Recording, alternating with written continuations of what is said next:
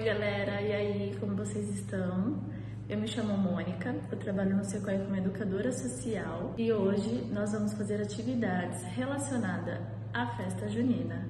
Então é só continuar assistindo o vídeo que eu falo como que vamos fazer.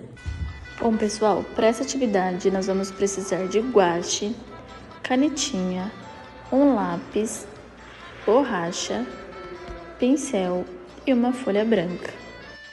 Em seguida, faça 2 gravetos. Depois pegue a tinta amarela, passe por toda a mão e carimbe na folha. Repita esse movimento quantas vezes achar necessário. Depois pegue a tinta laranja e faça a mesma coisa, até criar o desenho de uma fogueira. Depois contorne o graveto e pinte com a cor marrom.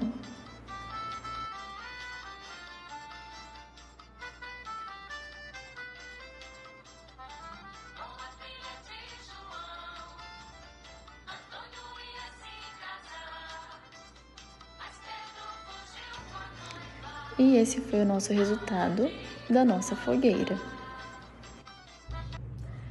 Então ficou assim a nossa fogueira, pessoal. Eu espero que vocês tenham gostado. E no próximo vídeo eu mostro outra atividade também sobre festa junina.